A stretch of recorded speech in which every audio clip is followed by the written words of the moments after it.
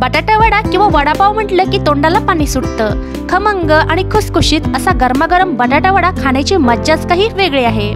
महाराष्ट्रात ठिकठिकाणी वडापावच्या गाड्या असतात।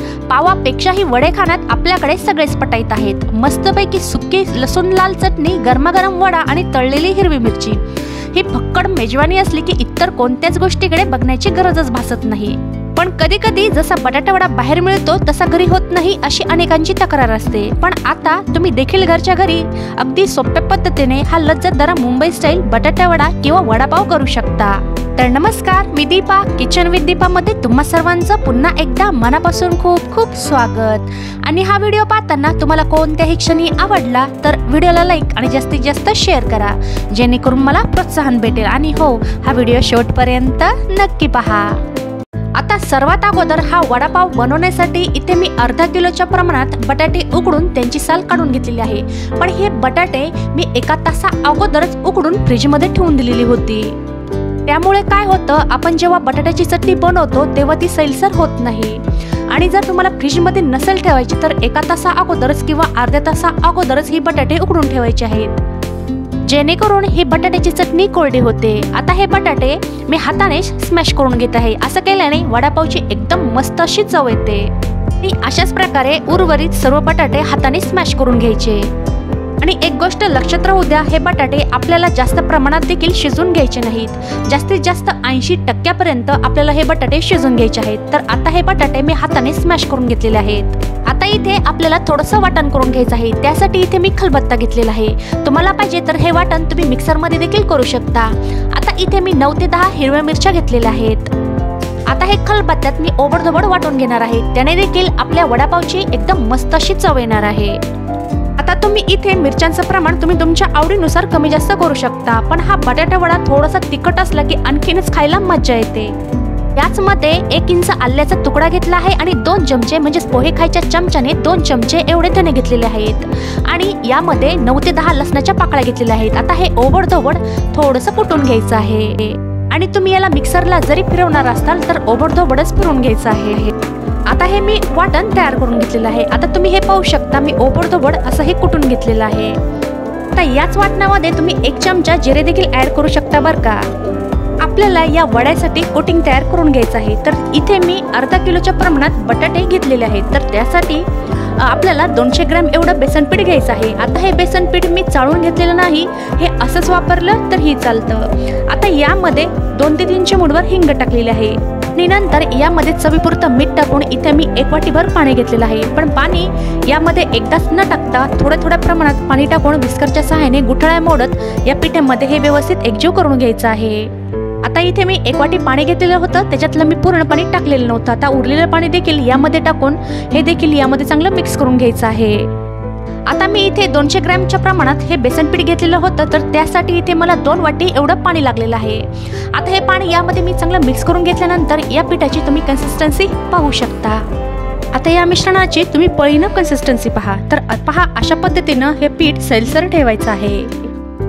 पळीच्या मागच्या बाजूने पाहायचं, एक रेष बोटांनी ओढली की ती मिटली नाही पाहिजे, अशा पद्धतीनं आपल्याला हे पीठ तयार करून घ्यायचं आहे।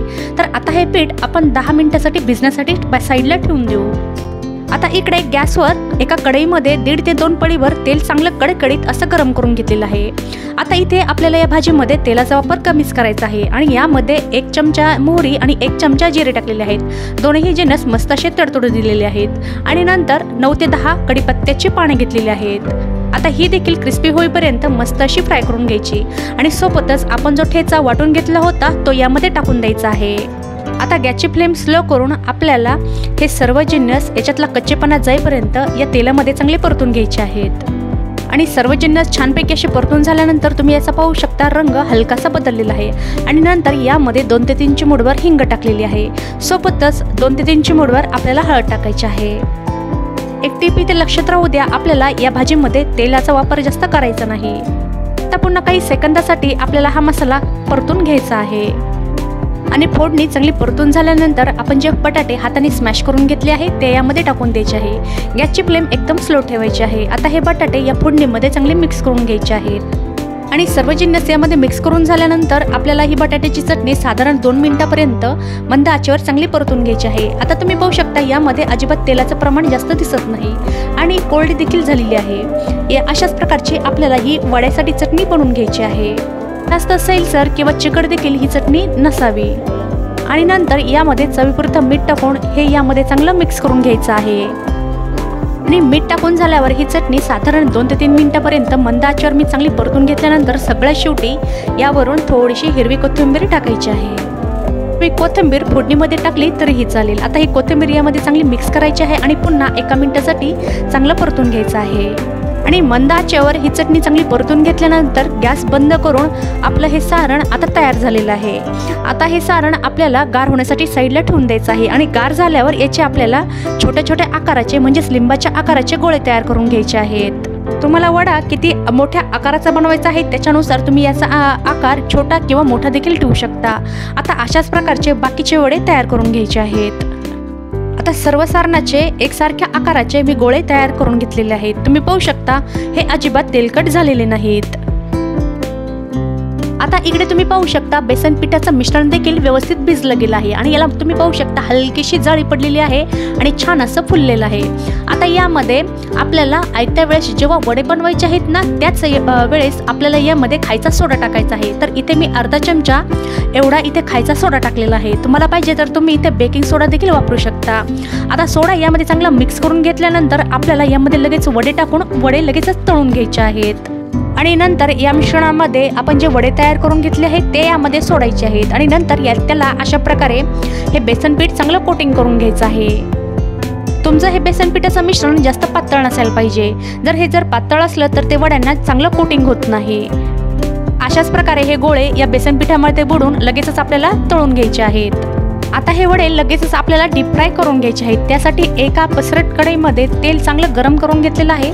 तेल जास्त कडकडीत देखील गरम नसावं।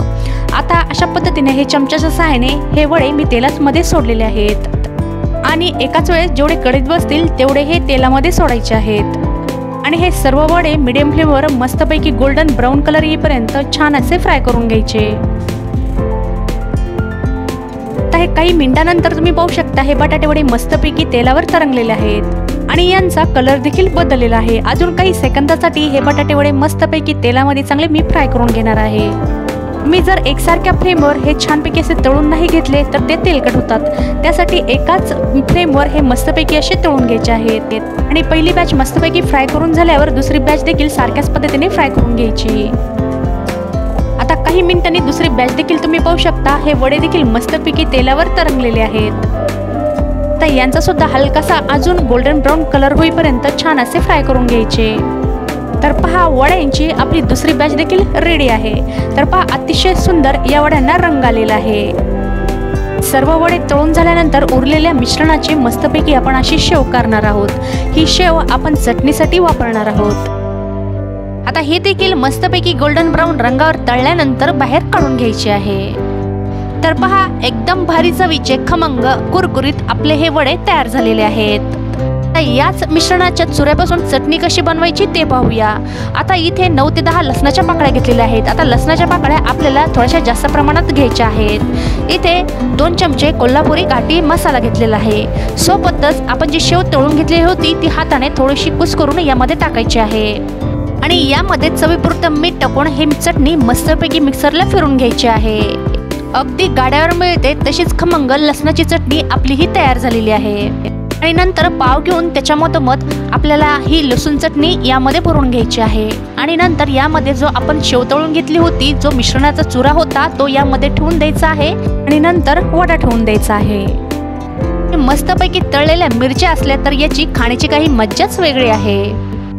तर एक वडा तुम्हाला तोडून दाखवते। तर पहा आतमध्ये हा अजिबात कच्चा राहिलेला नाही आणि याची तुम्ही बाहेरची लेअर देखील कोटिंग देखील पाहू शकता अतिशय पातळ आहे आणि अजिबात हा वडा तेलकट झालेला नाही। जर तुम्ही अशा पद्धतीने हा वडा बनवला तर तुमचा वडा अजिबात तेलकट होणार नाही आणि अजिबात तेल पिणार नाही। आजचा हा माझा व्हिडिओ तुम्हाला नक्कीच आवडला असेल मला आशा आहे। जर आजचा व्हिडिओ तुम्हाला नक्कीच आवडला असेल तर व्हिडिओला लाईक आणि जास्तीत जास्त शेअर करा आणि तुम्ही माझ्या चॅनलवर नवीन असाल तर सबस्क्राईब करायला विसरू नका। सोबतच बाजूला असलेलं बेल आयकॉन देखील प्रेस करा जेणेकरून माझ्या येणाऱ्या नवीन रेसिपी व्हिडिओचं नोटिफिकेशन तुम्हाला भेटेल। तर भेटूया पुन्हा एकदा तुमच्या आवडत्या छानशा रेसिपी सोबत।